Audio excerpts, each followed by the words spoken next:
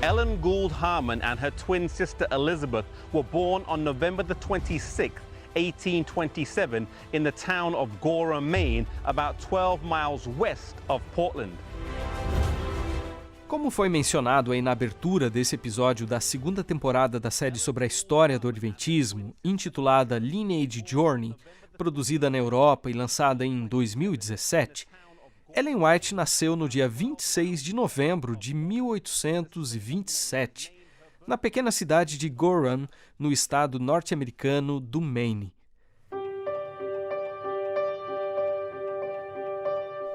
Ela era morena, tinha olhos castanhos e media 1,58 m de altura. Gostava de comer tomate, mas era alérgica a outros alimentos, como lentilha e ervilha. Sua cor predileta, cor de rosa. Aliás, rosa era a flor que ela mais apreciava. Era descrita como uma mulher de oração e uma pessoa profundamente apaixonada por Jesus e pela Bíblia. Seu texto bíblico favorito era a carta de 1 João 3,1, que ressalta o amor de Deus em relação aos seus filhos. Essas e outras características de Ellen White foram mencionadas por James Nix, norte-americano que nos últimos 20 anos dirigiu o órgão da Sede Mundial Adventista, que é responsável pelo patrimônio da pioneira. Ele falou sobre o tema numa palestra proferida lá em 2015, durante o 11º Simpósio Bíblico-Teológico Sul-Americano, realizado no NASP, campus Engenheiro Coelho. Ellen White liked people. In fact, she was extremely generous with people. In fact, her husband, James White, thought she was, what we would say, generous to a fault. In other words, she was too generous. Desde muito cedo, o pastor Dean, como costuma ser chamado, começou a coletar materiais raros dos primeiros adventistas e chegou a entrevistar várias pessoas que conheceram Ellen White. Tanto nos relatos que coletou sobre a vida dela, quanto nos próprios documentos e cartas que ela deixou, ele percebeu que por trás da escritora e profetisa havia uma mulher muito generosa, a ponto de, às vezes, o próprio Tiago White achar que ela exagerava nesse quesito. Conforme relata Jim Nix, uma evidência disso é que, em vez de doar roupas velhas, ela comprava peças novas para presentear os pobres. Outro exemplo. Quando a pioneira esteve na Austrália, na década de 1890, ficou sensibilizada com a situação das famílias que sofriam com a depressão econômica, o que a levou a costurar vestidos para algumas meninas vulneráveis.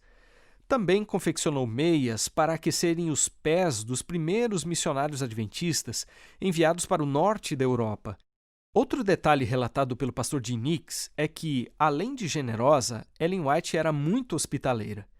Ela gostava de receber visitas e várias vezes chegou a trazer pessoas enfermas para dentro de casa, a fim de oferecer-lhes cuidados na área da saúde. Mas além de todos esses aspectos da personalidade dela, que foram mencionados aí pelo pastor Jim Nix no contexto dessa palestra, que retrato nós poderíamos pintar dela como mulher, mãe e esposa? E como foram suas relações familiares e com a liderança masculina de sua época?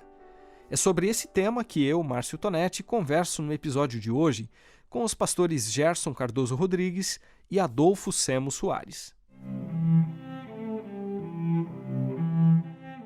No livro Mensageira do Senhor, publicado pela CPB em 2001, Herbert Douglas diz, lá na página 102, que Ellen White, abre aspas, combinava as vigorosas características de pioneira norte-americana com as virtudes da típica mulher vitoriana. Fecha aspas. Mas o que será que podemos entender por mulher vitoriana? Foi com essa pergunta que eu iniciei a conversa com o pastor Gerson Cardoso Rodrigues, professor de História da Igreja, no Seminário de Teologia da Faculdade Adventista da Bahia, a FADBA, e diretor do Centro White da instituição há quase uma década. Bem, a Era Vitoriana foi um período que predominou ali na Inglaterra e também nos Estados Unidos ali no século XIX, relacionado com o aspecto feminino, né? Se esperava que as mulheres se preparassem para ser boas esposas e boas mães. Então, já desde a adolescência, a menina era preparada para cuidar da casa, né? Especialmente para preparar os filhos para que eles fossem bons cidadãos. Representavam a vida de obediência ao esposo, tá? Uma vida modéstia, de pureza, de piedade. Isso estava relacionado também a um termo que foi criado, que era o culto da domesticidade. E isso prevalecia ali entre as mulheres anglo-americanas e é praticamente a mesma coisa. Se idealizava aquele tipo de mulher onde ela deveria pensar em fazer da sua casa um abrigo seguro para o esposo e para os filhos. Ou seja, uma vida de submissão e uma vida de implantar nos filhos bons princípios de caráter para que eles pudessem ser bons cidadãos. A vida conjugal de Tiago e Ellen White é o tema da tese de doutorado que o pastor Gerson irá defender no início do próximo ano na Universidade Andrews, nos Estados Unidos. Eu pedi então para ele falar um pouco mais sobre a proposta de seu estudo e algumas de suas conclusões. O objetivo da pesquisa foi descrever e analisar o relacionamento matrimonial entre Tiago e Ellen White. Eles se conheceram no início de 1845, se casaram em agosto de 1846 e ficaram casados até a morte de Tiago White em 1881. Então, através da pesquisa, da leitura de fontes primárias e fontes secundárias, especialmente as fontes primárias, as cartas que eles trocaram um com o outro, não eram cartas para publicação, eram cartas íntimas. Então, através disso, analisar como esse casamento funcionou, né? Se realmente foi um casamento funcional, se realmente foi um casamento que mostrou consistência ou inconsistência no que eles escreviam, nos ideais dele, no que eles criam e a prática deles. Tiveram algumas crises, tiveram algumas dificuldades e analisar se isso afetou os aspectos centrais do casamento, tá? Depois de um bom período estudando, lendo essas cartas durante todo esse período e mesmo depois da morte de Tiago White, o que Ellen White ainda escreveu sobre o seu esposo, a gente conclui de que foi um casal funcional. Eles enfrentaram alguns conflitos conjugais, mas esses conflitos, isso é parte inerente de um processo de desenvolvimento, né, de um grupo, né, dois indivíduos que se unem. Então, essas coisas são normais, os conflitos acontecem, né? Mas, num todo, a gente pode ver coerência entre os valores, entre as crenças, entre os ideais desse casal, tanto de Tiago quanto de Ellen White, e na prática, no que eles viveram, esses aspectos não foram destruídos. Como o pastor Gerson mencionou aí, ao contrário do que algumas pessoas pensam, Ellen e o esposo Tiago não se consideravam, digamos assim, um par perfeito. A enciclopédia que leva o nome da pioneira menciona, lá na página 64, que ele, por exemplo, tinha uma personalidade dominante que trouxe obstáculos para a convivência com a esposa e os filhos. Segundo o professor do Seminário de Teologia da FADBA, isso demonstra que houve tensões e conflitos nesse casamento que durou 35 anos, o que, segundo o pastor Gerson, se intensificou com os problemas de saúde enfrentados por Tiago White por causa dos vários AVCs que ele sofreu. Se ele era exigente, então por conta dos AVCs ele ficou mais exigente ainda. Se ele era controlador no trabalho dele, ele ficou mais ainda. Como ele era um homem muito ativo, trabalhava bastante, por conta dos AVCs ele teve que trabalhar um pouco menos, ele teve que se poupar um pouco mais. Então isso fazia com que ele ficasse triste, porque ele gostaria de fazer algumas coisas que ele já não conseguia fazer, ou mesmo quando ele abria mão da liderança da igreja ou da casa publicadora, ele ficava ali como que querendo ainda controlar. E aí isso passou também para dentro da casa. Ele passou a querer também controlar Ellen White, ele passou a ter menos paciência Então isso trouxe alguns conflitos. E Ellen White reconhecia que, embora ela amasse o esposo, mas ela também tinha um ministério, ela tinha um compromisso com Deus. E ela não podia abrir mão desse compromisso simplesmente porque o esposo agora estava um pouco mais nervoso, um pouco mais impaciente e queria que ela estivesse ali próxima dele o tempo todo. Houve momentos em que Ellen White até procurou se afastar, até para cuidar um pouco da mente dela, né? Porque ela estava cansada dos cuidados que ela tinha que ter ali com Tiago White. Então, eles tiveram algumas tensões, houveram momentos em que Tiago White estava trabalhando em Battle Creek, Ellen White estava no Colorado, e eles até trocam as cartas, e ele diz assim, olha, no momento é bom nós estarmos assim um pouco distante, porque aí ela dizia assim, você pode fazer seu trabalho aí mais à vontade, eu aqui também posso escrever com mais calma, mas assim que tinha um acampamento, alguma coisa que eles podiam se unir de novo, eles ficavam felizes, e a gente vê nas cartas eles demonstrando felicidade por estarem próximos de novo.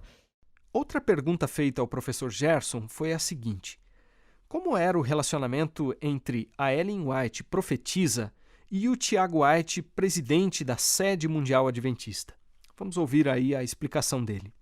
A princípio, Tiago White era beneficiado pelo fato de ter uma esposa que poderia receber um sonho, uma visão e ajudá-lo na elaboração de algum plano ou de alguma coisa que a igreja deveria fazer andar. Então, através de uma visão dela, ele poderia implementar aquilo. Nem sempre era fácil implementar, precisava de fé, precisava de coragem, precisava de meios financeiros, de pessoas e tudo. Então tinha seus desafios também. Houve momentos também em que Tiago White, estressado, chegou para sua querida esposa Ellen White e falou o seguinte: olha, se você tiver alguma mensagem vinda de Deus, alguma coisa que eu preciso melhorar, alguma coisa que eu preciso fazer, eu estou aqui disposto a ouvir. Mas, se for uma mera opinião sua, eu também gostaria de dizer que eu também tenho a minha opinião. Tá? Então, eu também posso pensar. E, às vezes, ele falou isso pelo menos uma vez, onde ele estava assim, um pouco estressado, ele estava tentando, de certa maneira, controlar a agenda de Ellen White. Ellen White também dizia, não, eu tenho minha independência para fazer as coisas que Deus pede. E essas coisas de casal, né, comum, só que no cargo de liderança de Tiago White, então às vezes ele, estressado, tinha essas atitudes. Ellen White também, não significa que todas as vezes que ela falava com ele, que ela falava sempre com aquela calma, às vezes ela podia falar um pouco mais forte, isso às vezes irritava um pouco ele. Mas num todo, eu citei aqui alguns rápidos exemplos de alguns momentos com mais dificuldade, mas no todo foi um relacionamento muito bom, onde ambos iam e participavam de várias campais, né? Várias assembleias da Associação Geral, ambos pregavam, quando eles visitavam a igreja, geralmente Tiago White pregava pela manhã, Ellen White falava à tarde, ou às vezes falava depois do sermão dele por um período de tempo. Então foi um ministério profícuo, um ministério que trouxe benefícios para a igreja e também para ambos os lados, tanto para Ellen White, tendo um esposo ali forte que a acompanhava, que também a aconselhava, que também a ajudava na questão de fazer a edição daquilo que ela ia escrever, no sentido de corrigir gramática ou outros detalhes assim, não a mensagem em si. E ele também tinha o apoio da esposa, tinham vários momentos de oração juntos e de pensar em como fazer melhor as coisas para Deus, para a igreja. Então isso foi uma bênção para eles, como um ministério em dupla, né? Um casal trabalhando no mesmo ministério, na mesma causa, com o mesmo objetivo.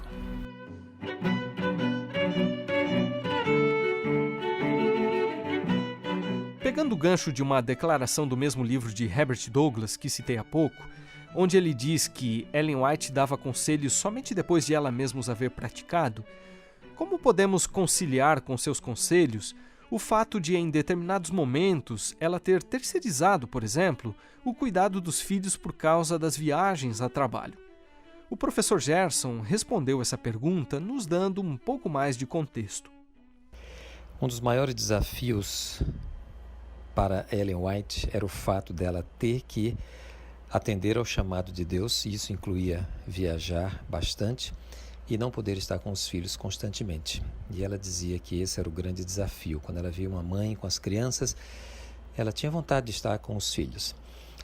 Não significa que ela foi uma mãe que desprezou os filhos de forma alguma. Pelo contrário, nós temos dezenas de cartas que ela escrevia. Sempre que ela estava fora, ela escrevia cartas para os filhos. Às vezes, diariamente, ela mandava uma carta dizendo com os filhos, dizendo onde ela estava, mostrando carinho para os filhos e sempre apelando para os filhos serem fiéis a Deus, porque ela gostaria de ir para o céu, gostaria que eles fossem também, então que eles amassem a Jesus.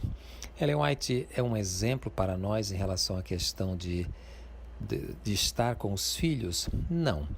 Ela foi chamada para um ministério especial, o que a maioria de nós não fomos chamados para esse ministério. Então, ela fala bastante das mães estarem próximas dos filhos, mas ela foi um caso especial por causa do ministério a que ela foi chamada. Os filhos que chegaram à vida adulta tinham quando eles falavam da mãe, falavam com muito carinho. Isso significa que a mãe, mesmo se ela não teve tanto tempo com os filhos, mas o tempo que ela teve foi um tempo de qualidade, um tempo que ela demonstrava carinho, um tempo em que ela demonstrava interesse pelos filhos, e quando ela estava longe também ela demonstrava esse mesmo carinho e interesse através das cartas. Ao fim da entrevista, o pastor Gerson Rodrigues enfatizou que todos esses aspectos revelam a, entre aspas, face humana da pioneira.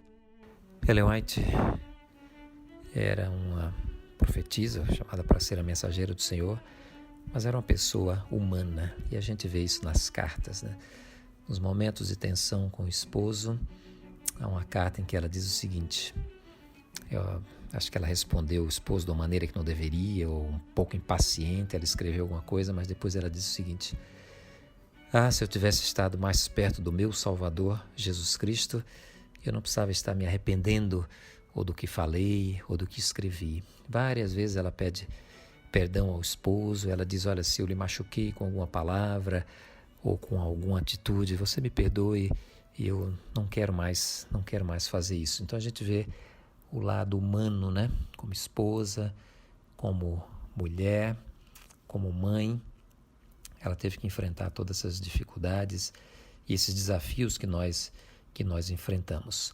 Houve momentos em que ela estava bem desanimada, houve momentos em que ela olhava e falava, Senhor, se eu descansasse, se eu morresse, era mais fácil a vida, mas ela sempre se demonstrou também submissa à vontade de Deus.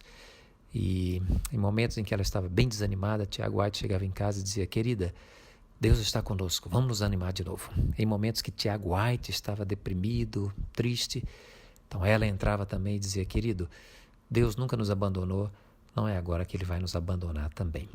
Esse lado humano do profeta, isso até nos anima um pouco pelo fato de que se nós estamos tristes ou cansados ou com vontade de desanimar, a gente olha para os profetas na Bíblia e agora mais próximo também o casal White, né? Ellen White, que eles também tiveram momentos de dificuldade. Mas esses momentos faziam com que o casal White orasse mais, chorasse mais juntos e assim eles foram superando as dificuldades. E é um texto de Ellen White que ela diz, se eu for para o céu, será pela graça de Cristo. Então ela reconhecia como um ser humano, ela reconhecia sua dependência constante de Jesus. Na segunda parte do episódio de hoje, eu conversei com o pastor Adolfo Semo Soares, que desde 2015 trabalha como reitor do Seminário Adventista Latino-Americano de Teologia.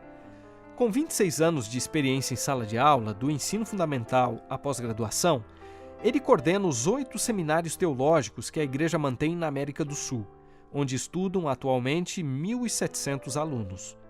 A base da entrevista foi o livro do Adolfo, intitulado Redenção, Liberdade e Serviço, Os Fundamentos da Pedagogia de Ellen White, lançado em 2010 pela Unaspress.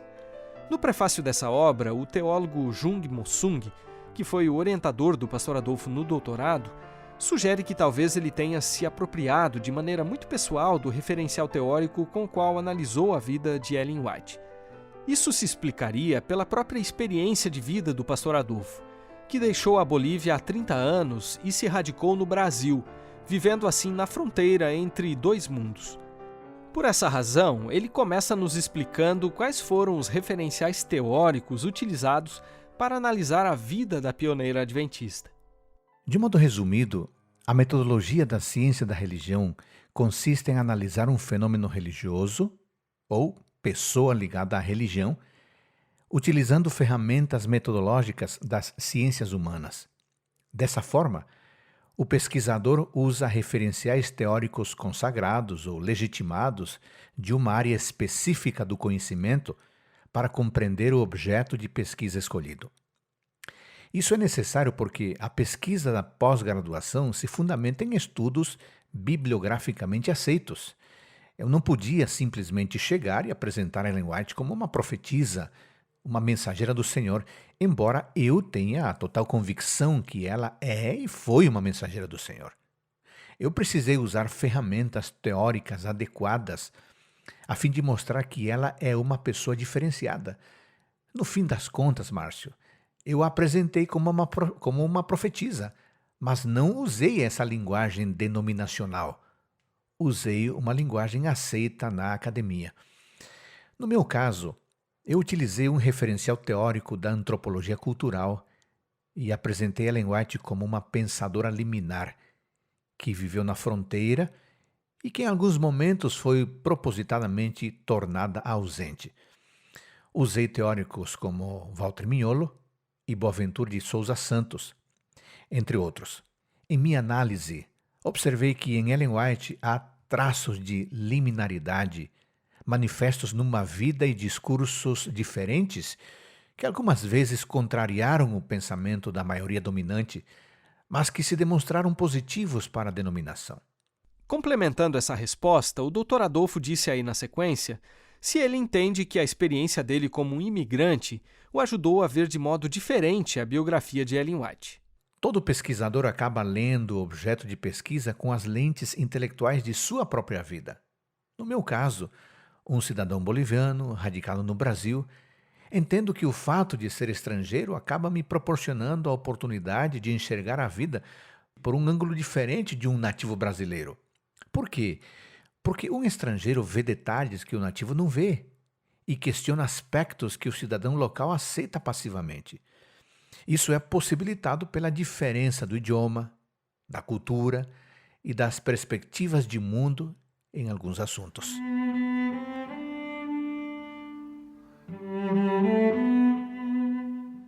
Na palestra que o professor Adolfo Soares realizou no simpósio em memória ao centenário do falecimento de Ellen White, em 2015, ele destacou que a pioneira era uma mulher no mundo de homens, ao se referir especialmente ao contexto da polêmica Assembleia da Igreja realizada em 1888. Mas será que o espaço da mulher naquela sociedade, ou seja, o que hoje alguns chamariam de questões de desigualdade de gênero, teve reflexo na relação de Ellen White com os demais pioneiros adventistas? O professor Adolfo acredita que não, ou que, pelo menos, esse não foi o fator mais importante nos conflitos de relacionamento que ocorreram naquela época. Ellen White era uma mulher em meio a uma liderança basicamente masculina, isso está claro. Mas não é por isso que podemos transformar esse fato na ideologia da desigualdade de gênero, como se os desafios que Ellen White enfrentou surgissem em decorrência dela ser mulher. Eu não vejo isso. Na época pioneira da Igreja Adventista do Sétimo Dia, de modo geral, Ellen White desfrutava de grande respeito, enorme respeito, um grande reconhecimento por parte dos adventistas, embora houvesse alguns opositores. Sua aceitação marcante não ocorreu por ser mulher, mas por ser reconhecidamente a mensageira do Senhor. E os conflitos surgiram não por ela ser mulher, mas porque é da natureza humana provocar conflitos. Notadamente, a biografia de Ellen White mostra-nos uma pessoa forte e frágil, que transita a vida toda, digamos, entre dois mundos. O mundo do feminino, que é o seu mundo, e o mundo do masculino, que é o mundo da liderança com a qual ela convivia. Mas ela também transitava no mundo da saúde e da doença. Lembremos que ela sofreu em sua saúde. Ela transitava no mundo da submissão à liderança e o mundo da rebeldia, entre aspas. Esta vida que transita entre dois mundos é característica de quem caminha no limiar territorial, de quem vive na fronteira. E isso não foi resultado meramente do fato dela ser mulher. Não. Isso foi resultado dela pensar, falar e agir de modo diferente. Eu quero destacar mais uma coisa, Márcio. Se bem que Ellen White sempre se empenhou intensamente na manutenção de uma denominação religiosa que deveria caminhar em unidade de pensamento e prática, em alguns momentos ela se demonstra possuidora de um comportamento e discurso tidos como diferentes, inaceitáveis, condenáveis, por parte de algum grupo na liderança. E por isso ela acabou sofrendo um pouco.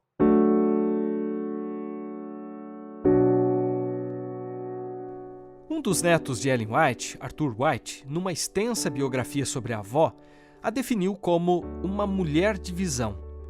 Aliás, esse livro, Mulher de Visão, foi lançado em 2015 pela CPB. Por sua vez, o pastor Adolfo classifica a pioneira adventista como uma mulher de fronteira. Vamos entender o que ele quis dizer com essa expressão. A minha perspectiva é a seguinte. Ellen White transitava entre dois mundos. O mundo dela, que lhe era conhecido, e o mundo desafiador que era alheio a ela. Eu vou citar 3 exemplos para ilustrar isso. Em primeiro lugar, Ellen White foi uma pessoa possuidora de vida e discurso diferentes. Inicialmente, menciona o fato de ser uma mulher em meio a líderes religiosos. No grupo pioneiro da Igreja Adventista do Sétimo Dia, temos uma lista masculina. James White, seu esposo, reconhecido pela sua grande capacidade administrativa e espírito empreendedor. José Bates, responsável pela descoberta do sábado como dia de adoração e por inúmeros empreendimentos evangelísticos. John Andrews, notável estudioso da Bíblia e um dos primeiros eruditos da denominação. Uriah Smith, incansável escritor e estudioso das profecias bíblicas. E, claro, Ellen White. Em diversos momentos, a vida de Ellen não foi fácil. Acima de tudo porque os líderes da denominação costumavam ser inflexíveis e irredutíveis, pois além de terem ao seu favor uma cultura machista, ainda tinham um grande trunfo de legitimar seu poder e autoridade através da autoridade divina. Outro elemento diferenciador em Ellen White era seu carisma. E entenda-se carisma aqui como qualidade especial de liderança, derivada de sanção divina. Sabe que a presença de Ellen White nas reuniões pioneiras da Igreja Adventista, denominadas campais, a presença de Ellen White garantia uma grande frequência. Havia um impacto especial diferente quando ela pregava. Havia expectativa. Referindo-se a essas reuniões em fins da década de 1860, Arthur White, um de seus netos, afirma que sua presença era uma grande atração. Em sua tese de doutorado defendida na Johns Hopkins University, Ronald Grabeel argumenta que o carisma de Ellen White se ajusta à definição clássica de Max Weber, o qual afirma que a qualidade de uma personalidade individual ocorre em virtude de ser dotada com qualidade sobrenatural, sobre-humana, ou pelo menos com poderes ou qualidades excepcionais. E um terceiro aspecto, Márcio, é que Ellen White foi escritora bastante prolífica e provavelmente a segunda autora mais traduzida de todos os tempos. Basta mencionar que entre livros, cartas, artigos e diários, ela escreveu aproximadamente 100 mil páginas. Considerando que seu ministério na Igreja Adventista durou aproximadamente 70 anos, podemos calcular que escreveu a um ritmo de 4 páginas diárias. Impressionante. Nada mal para quem deixou de frequentar a escola aos 9 anos de idade.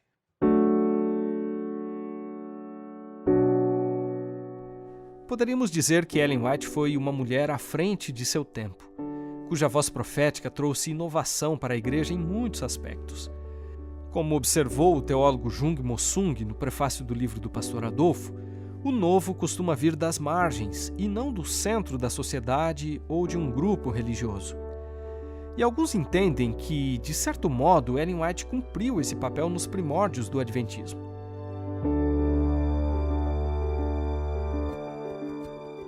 Mas e hoje, quase 160 anos depois da organização da Igreja, será que a dinâmica entre centro e fronteira é um fator importante para entender a tradição adventista?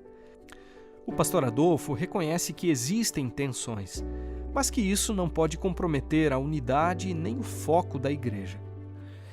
Eu entendo que a tensão entre o centro hegemônico de poder e as fronteiras que não são possuidoras de poder oficial é uma das possibilidades para analisar alguns problemas da Igreja Adventista do Sétimo Dia, mas não é a única possibilidade e nem sequer a mais importante. As tensões inerentes a um conjunto de pessoas são muito mais complexas do que meramente a luta entre o centro e a fronteira. Além do que no denominado centro hegemônico de poder, há pessoas de fronteira. Pessoas que pensam, falam e agem de modo distinto da maioria. Por outro lado, o poder e alcance das mídias sociais, hoje em dia, tem diluído e, em alguns casos, potencializado a força do centro e das fronteiras. Assim, eu penso que este é um fenômeno a ser estudado. Mas um detalhe, eu entendo, Márcio, que uma denominação religiosa precisa estar sempre alerta aos fatores que se constituem em empecilhos para o cumprimento da missão. Sejam estes fatores políticos, administrativos, doutrinários ou procedimentais. A Igreja Adventista não pode permitir que embates de qualquer natureza desfoquem seu verdadeiro objetivo, que é preparar um povo para a vinda do Senhor Jesus. Se no coração de líderes e liderados houver o sincero desejo de servir a Deus, então as barreiras serão transpostas e a unidade será alcançada por obra e graça do Espírito Santo.